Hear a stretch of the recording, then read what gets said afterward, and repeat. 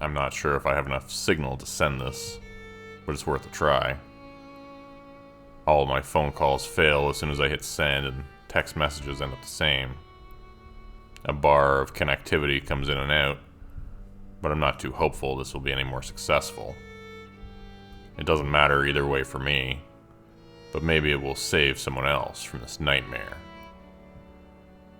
If someone does happen to read this, my name is Christopher Bush, and I was born in Holmes Hollow in western Kentucky. My parents, Samuel and Janice, still live there. If you could pass this on, I would appreciate it.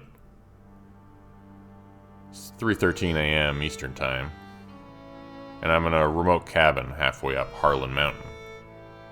It's a 3-hour hike to my car at least, but I know I'll never make it. My leg is broken in at least one place, but from the various radiation points of pain, I assume it could be broken in more. Dragging myself here sapped me of the last of my energy, so I've decided to block the door with my body as best as I'm able, and just wait for the damn things to find me. Haven't heard them whispering again yet, but it's only a matter of time. It wasn't so bad when they didn't know my name, but something about hearing them rasping Chris has made it so much worse. This all started 5 days ago. I left home and headed for eastern Kentucky to meet with 2 high school friends for an annual hike. The 3 of us weren't incredibly close anymore, but we never seemed to give up on our yearly expedition. It was an opportunity to catch each other up on the portions of our lives that you didn't always share on social media. Jordan and Thomas probably looked forward to it more than I did. Jordan was finishing his medical residency, and Thomas was set to take over his father's successful landscaping company. I was a college dropout working as a salesman at a used buy here, pay here car lot. Jordan and Thomas were both homeowners. I live above my parents' garage in a converted apartment. Jordan and Thomas were both married. My longtime girlfriend and I are taking a break until I get my priorities together. The pattern just continued that way. It wasn't their fault I was aimless for so long in my life, but sometimes it was difficult for me to celebrate their success. Nonetheless, each year we strapped on our hiking packs and explored a new trail somewhere in the great bluegrass state. Jordan was our resident location scout and had come across a trail we had never heard of called Watika Trail.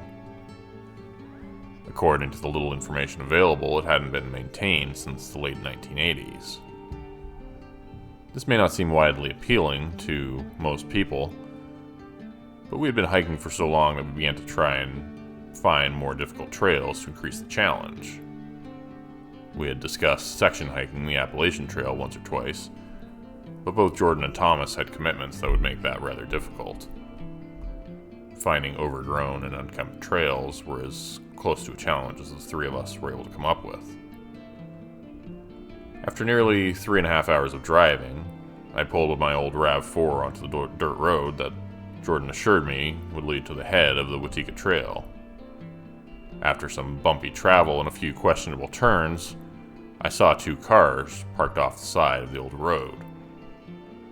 Thomas stood behind his car waving at me, cigar jutting out in the corner of his mouth.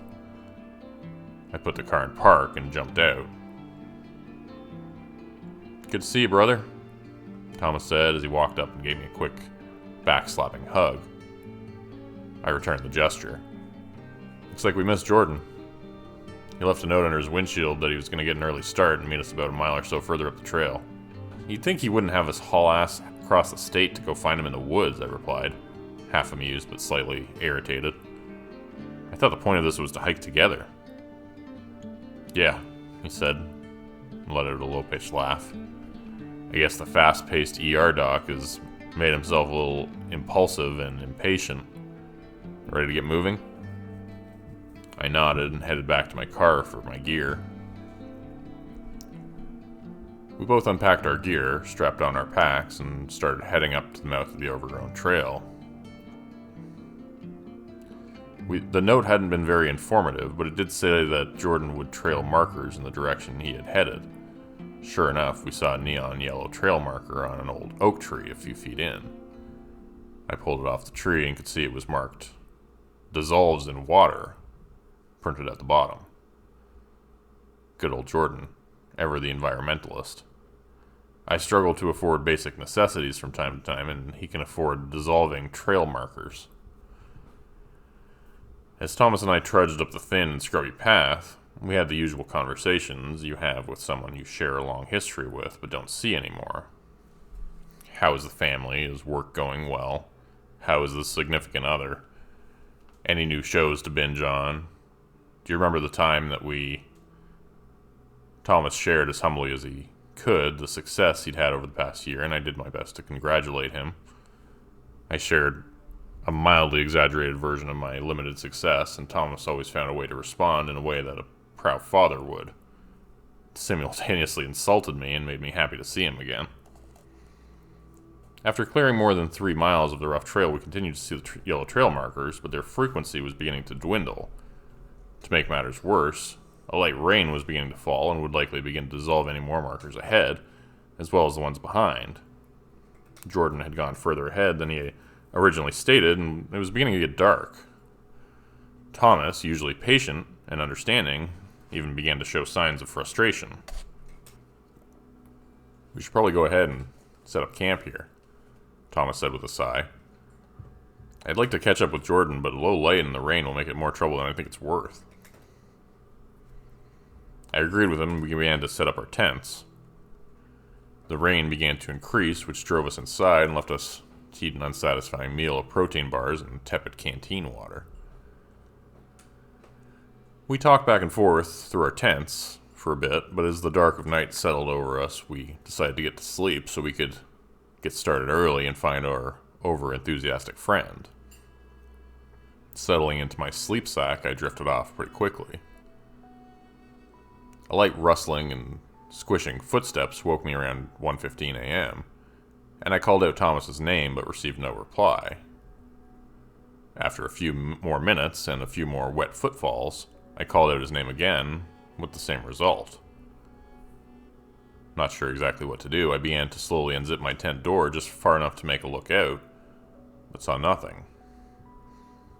The wet shuffling was between our tents and just out of eyeshot. I could hear something brushing against the nylon wall of Thomas's tent and the gentle jingle of the zipper. As the words nearly slipped out of my mouth, I stifled an additional call to Thomas. If it had been him moving around, he would have answered the first 2 calls. As quietly as I could manage, I removed my hunting knife and flashlight from my pack. Inching back toward the zipper of my tent, I zipped it down a few inches more, but froze when I heard the muffled steps begin to make their way toward the tree line. In a moment of complete insanity, I whipped the zipper of the tent down and shot the beam of my flashlight in the direction of the steps. My light hit the back of a man walking toward the tree line. It was Jordan. His salt and pepper hair, as well as the red cross tattoo on his calf, were a dead giveaway. "Jordan?" I yelled at him, and he froze in place but didn't turn around. "Friend," he croaked in a raspy voice. "Is it friend?" "Jordan?" I responded quickly. "Whatever the gag is, knock it off. Get in out of the rain." "Friend," he rasped again. Ice was beginning to settle into my bones at his odd reply. "Jordan, it's Chris," I stammered. "Are you okay?" "Chris?" he questioned as he turned around. The beam of my flashlight washed over him, revealed Jordan's face. It looked like him anyhow. As I looked at him longer, I could see a cut below his nose that ran directly down the center of his body and into his shirt. A long seam of blood followed, and I imagined the cut continued down to his groin. Small drops of blood were beating and falling from the legs of his shorts.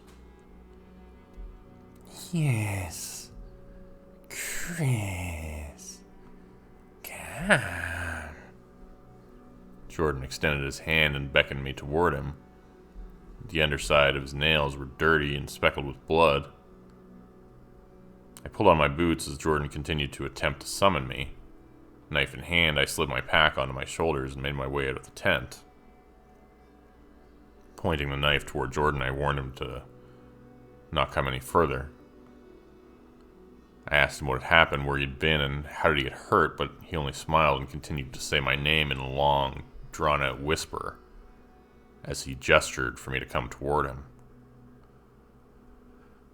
The longer I talked to the thing posing as my friend, the more I noticed the other physical issues.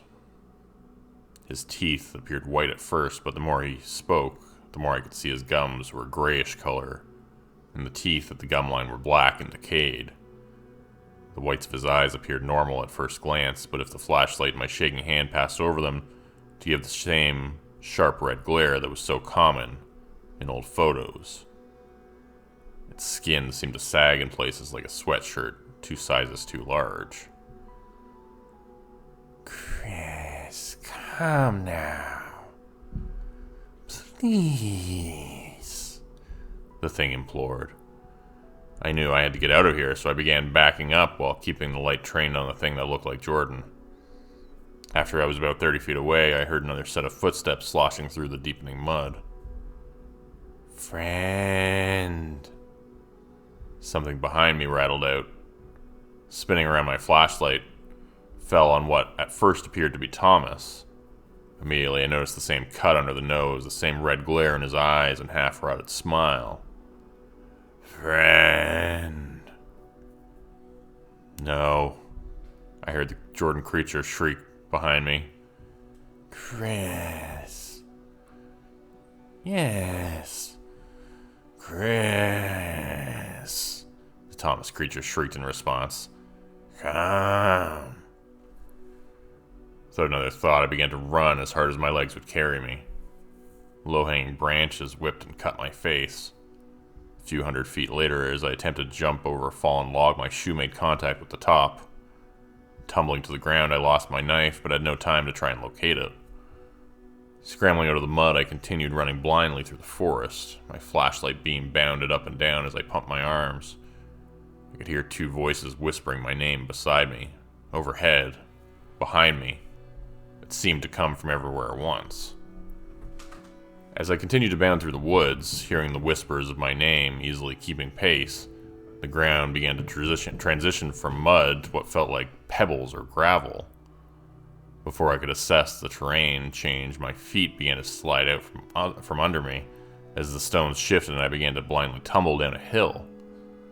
After what felt like an eternity of flipping, slamming against the ground, and scrambling to find purchase to stop my descent, I finally came to rest against a boulder at the base of the hill. As I made contact, my left leg made a sickening crack, and as I was blinded by pain, crumpled in the ground as the cold rain peppered my face, I could see the beam of my flashlight a few feet ahead. In the beam was the corner of a rustic log cabin.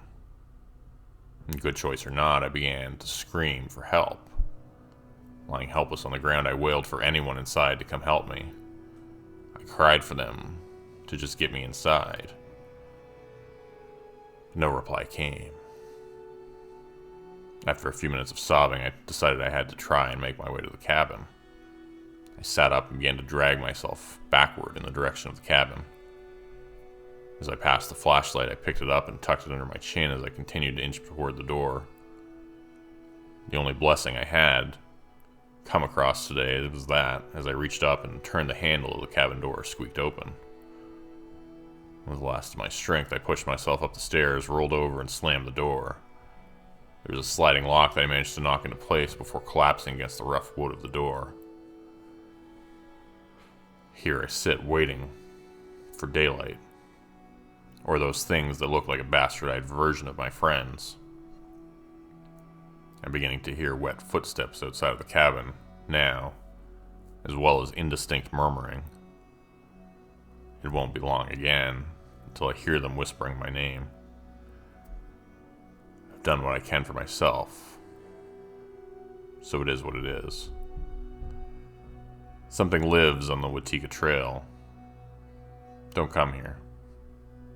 It was abandoned for a reason. I just figured out why too late. So once again, this is another story by the great GTripp14. Please look at the description below. Go check out their stories, support their work, read their stuff on Reddit No Sleep, and thanks again for watching the video. Hope everybody enjoyed this, and join me again tomorrow. I'm trying to release these every day.